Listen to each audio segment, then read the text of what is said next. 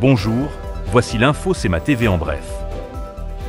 Après avoir redonné un souffle nouveau à la chambre de commerce Kamouraska-Lillet, Nancy Dubé annonce son départ progressif de la direction générale, un poste qu'elle occupe depuis juin 2019.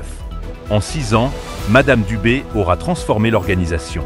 Les cotisations des membres ont bondi de 80%, les revenus de la chambre ont explosé avec une hausse de 158%, les ventes de certificats d'achat régional ont été multipliées par plus de 5, et les partenariats financiers ont connu une croissance de 600%. Dans les prochains jours, le conseil d'administration publiera une offre d'emploi pour pourvoir le poste de direction générale.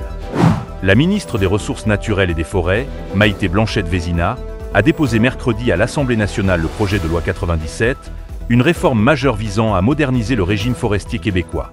Le gouvernement du Québec propose une réforme ambitieuse articulée autour d'un nouveau zonage du territoire forestier public. Celui-ci serait désormais divisé en 3 grandes catégories, soit des zones d'aménagement forestier prioritaires, des zones multi-usages et des zones de conservation. La traverse Rivière-du-Loup-Saint-Siméon ne pourra pas débuter sa saison cette semaine. C'est ce qu'a annoncé la Société des traversiers du Québec par voie de communiqué hier. La STQ procède au démontage des 4 vérins pour les apporter dans un atelier spécialisé afin d'approfondir les investigations et planifier un plan d'intervention.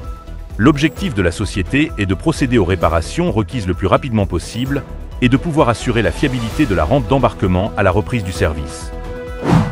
Au sport, rappelons la défaite hier des Canadiens de Montréal 3-1 contre les Capitals de Washington dans le 2e match de cette première ronde.